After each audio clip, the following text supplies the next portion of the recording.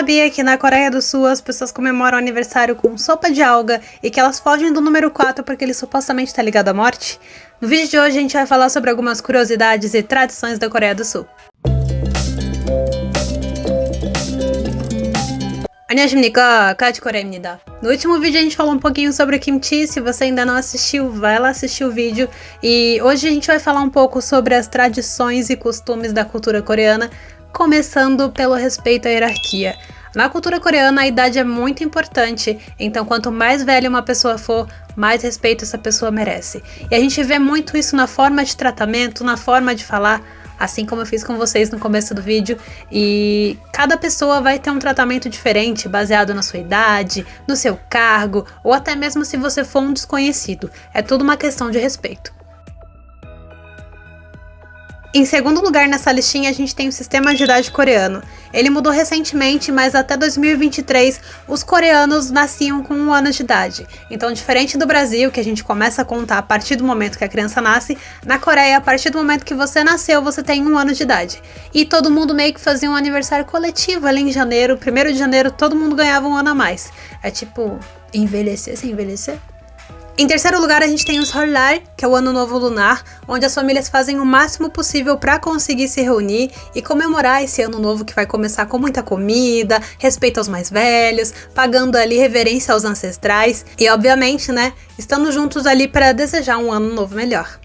Em quarto lugar, a gente tem as regras da mesa, começando pelo fato de que você não deve comer primeiro que as pessoas mais velhas, não deve espetar os seus palitinhos ou chocarak na sua comida porque remete a funeral e é considerado desrespeitoso, nunca servir as coisas com uma mão só, então se você for servir e não conseguir segurar com as 2 mãos ali, você tem que apoiar para mostrar educação e respeito, e o fato também dos jovens sempre servirem os mais velhos primeiro. Quinto lugar, a gente tem o Jjimjilbang, que são as saunas coreanas, né, a casa de banho ali. Geralmente quem assiste drama provavelmente já viu uma cena que junta aquela família inteira e fala, olha, hoje meu filho vai esfoliar minhas costas e que não sei o que.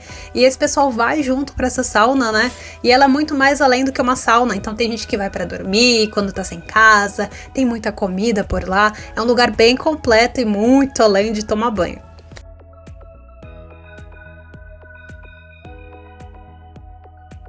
Em sexto lugar, a gente tem o terror dos solteiros. A Dona Coreia tem vários dias dos namorados. Então, em fevereiro, as mulheres dão presente. Em março, os homens retornam esses presentes. Eles também comemoram muito aquelas coisas de 100 dias de namoro, passam o Natal juntos. Coitado dos solteiros, né? Ainda bem que a gente tem o Black Day, que é onde os solteiros comemoram ali a sua solteirice comendo jjajangmyeon, que é aquele macarrão com pasta de feijão preto. Acho que dá pra sobreviver. Em sétimo lugar, a gente tem a sopa de alga no aniversário.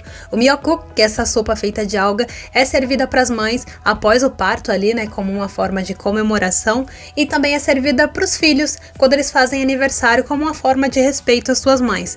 Tem a questão de comemorar com bolo e tal, mas a sopa é sempre o principal, é a coisa mais tradicional e importante dessa data. Em oitavo lugar, a gente tem tirar os sapatos. Se você for na casa de uma pessoa coreana e entrar com seus sapatos, ou você vai ser olhado muito feio, ou não vão te convidar mais, ou vão te expulsar.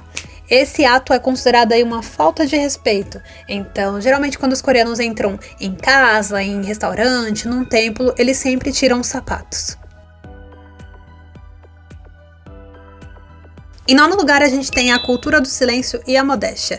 Os coreanos não gostam muito dessa atitude de ficar se exibindo, demonstrar muito afeto em público, questão de barulho também, embora esse fator eu acho que tem algumas controvérsias, porque eu já vi muito coreano barulhento, mas eu acho que é tudo questão de exceção, né? De qualquer forma, qualquer uma dessas atitudes é muito mal vista e considerada falta de respeito.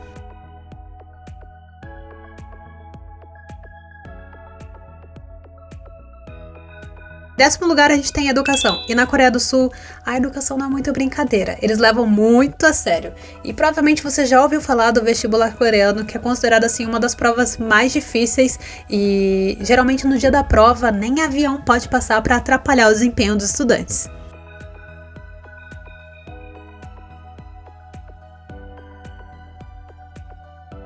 Em 11º lugar, a gente tem o número 4 sendo evitado. O número 4 é considerado assim um número de azar, porque o som dele no hanja, que é o caractere chinês ali usado no coreano, soa como morte. Então as pessoas não gostam muito desse número, evitam ele de qualquer forma, tanto que nos elevadores não existe o número 4 e sim a letra F. Superstição, né? Em 12º lugar, a gente tem o hanbok, que é a roupa tradicional coreana, que era muito utilizado antigamente, então se você ver dramas antigos vai ver muita gente vestida de hanbok, mas hoje em dia essa roupa é utilizada assim em momentos muito especiais, como casamentos tradicionais, festas como o Ano Novo Lunar, mas também por muitos turistas quando vão visitar palácios. Em 13º lugar, a gente tem os cartões de visita que nunca devem ser recebidos com apenas uma mão.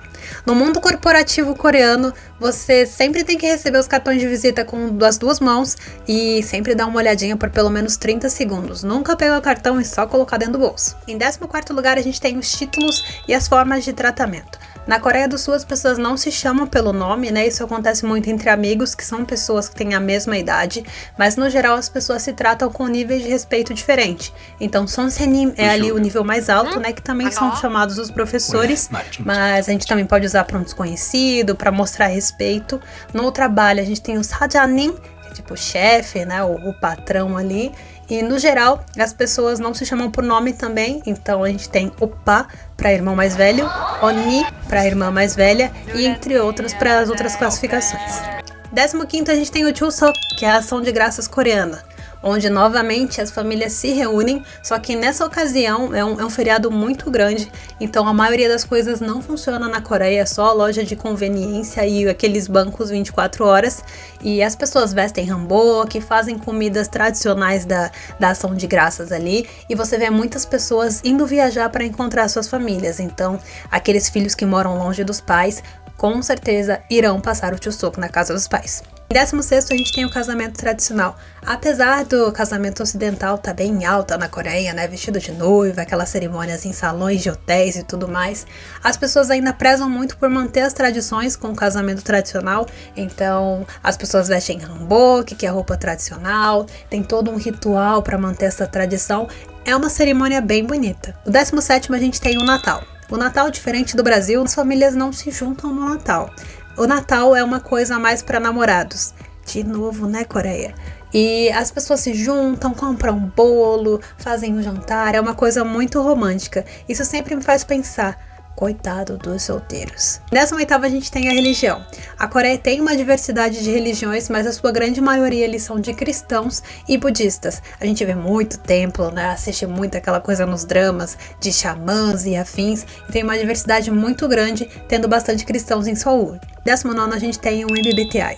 Aquele teste de 16 personalidades que a gente faz geralmente quando tem alguma coisa relacionada com o emprego ou só por pura curiosidade. Os coreanos levam isso muito a sério, tanto para escolher amizades, escolher namorado e decidir se eles vão se dar bem ou não com as pessoas. Provavelmente numa conversa, além de perguntarem a sua idade, quanto você ganha, vão perguntar qual é o seu MBTI. Em 20º lugar, a gente tem o tipo sanguíneo, que cai na mesma categoria da anterior e, ao contrário do que a gente imagina, a gente usa signos, os coreanos gostam de questionar pelo tipo sanguíneo. Então, qual é o seu tipo sanguíneo?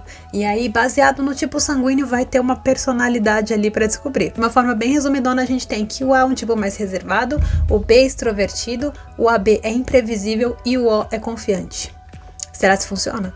Deixa aqui nos comentários qual foi a curiosidade que te deixou mais surpreso. Se você gosta de cultura coreana, comida coreana, não deixa de se inscrever no canal, curte esse vídeo e a gente se vê na próxima para compartilhar mais curiosidades, comidas ou simplesmente falar de dramas. Até mais!